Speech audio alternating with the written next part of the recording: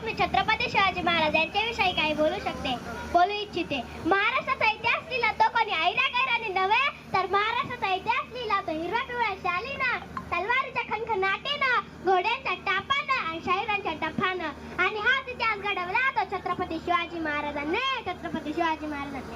मुद्राच्या छत्रपती शिवरायाला, रयतेच्या राजाला, ज्याच्या भक्तीला जोड नाही, शौर्याला तोड नाही, तो अथांग आहे सागरा समान, त्याचं छत्र म्हणजे आभाळासमान।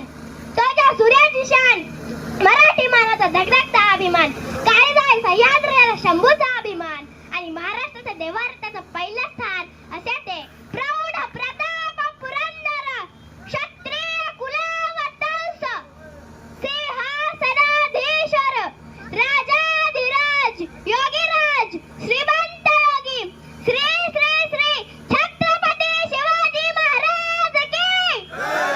बंदुकीच्या जोरावर आणि हंटरच्या धाकावर, अहो बंदुकीच्या जोरावर आणि हंटरच्या धाकावर मी अनेक माणसांना वाघाप्रमाणे जगायला शिकवणारी माणसं बघितली, परंतु बंदुकीच्या जोराशिवाय आणि हंटरच्या धाकाशिवाय इथल्याच माणसांना वाघाप्रमाणे जगायला शिकवणारा मी एकच वाघ बघितला, ते म्हणजे छत्रपती शिवाजी महाराज।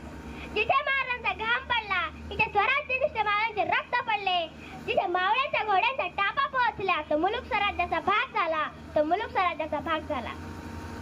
आपण ज्या महाराष्ट्रात राहत आहोत, तो महाराष्ट्र म्हणजे काय? शिवरायांच्या विचारांचा, जिजाऊंच्या संस्कारांचा आणि शंभूच्या पराक्रमाचा साक्षीदार म्हणजे आपला महाराष्ट्र।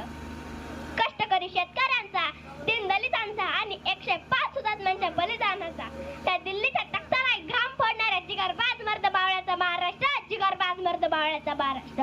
आणि याच महाराष्ट्राच्या मातीत 19 फेब्रुवारी 1630 रोजी एका रत्नाचा जन्म झाला, आणि ते म्हणजे छत्रपती शिवाजी महाराज।